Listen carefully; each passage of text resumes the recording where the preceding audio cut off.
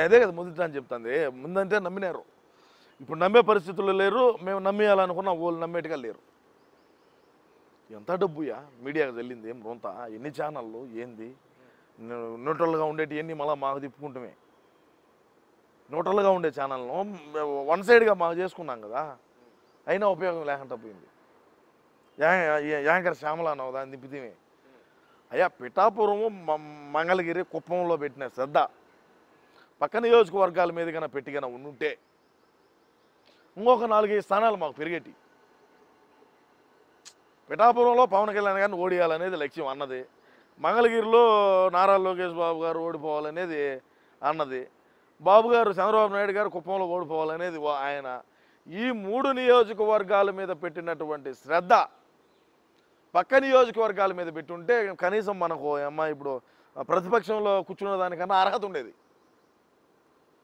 పిఠాపురంలో ఏళ్ళని స్క్రాప్ అంతా దించుతామయ్యా, ఏళ్ళని స్క్రాప్నంతా దించినలా. మంగళగిరి అయితేనేమి, కుప్పం అయితేనేమి, ఏం చేస్తావు? ఈరోజు ఆ పెద్దిరెడ్డి అట్టుపోయినాడో తెలియదు, ఆ మిథున్ రెడ్డి అట్టుపోయినాడో తెలియదు, సజ్జలగాడు అట్టుపోయినాడో తెలియదు. ఎవడైతే ప్రధానంగా మనం ఇది చేయాలి అది చేయాలని చెప్పి అన్నం రుద్దినోడు ఎవడైతే ఉన్నాడు ఓడేటమేడో తెలియదు. ఇలా మొన్న మీ వీడియో చూశాను సీమరాజా, 11 మంది వచ్చింది కాబట్టి ఆట ఆడుకుందాం ఆంధ్ర అనేది ఒక పెద్ద ప్రోగ్రామ్ నిర్వహించారు. ఇప్పుడు ఐపీఎల్ కూడా పంపిస్తాను ఏదో మీ కామెంట్ చూశాను. ఐపీఎల్ కంటే అప్పుడు అన్న అదే రోజా మా రోజాని ఏమనుకున్నది అంటే పక్క రాష్ట్రంలో ఉన్న చెన్నైని ఇన్స్పిరేషన్గా తీసుకొని అన్న కూడా ఐపీఎల్ టీంని ఒకటి క్రికెట్కి అదే ఐపీఎల్ టీంని రెడీ చేస్తున్నాడు అన్న చెప్పాడంటే చేస్తాడని ఇటన్ని చెయ్యి ఇటనింది ఇట అంటంతో 11 వచ్చాయి.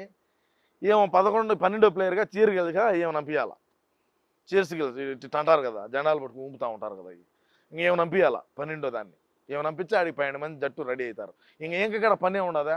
నాకు తెలిసి సినిమాలు ఇంకా చేయలేదు, భారీగా ఇదైపోయింది, ఏజ్ కూడా ఎక్కువైపోయింది. ఇంకేమన్నా సినిమా సోల్లో ఏమన్నా సోలో అంటే శ్యాంప్రసాద్ రెడ్డి రానిచ్చాడో రానిదో తెలియదు.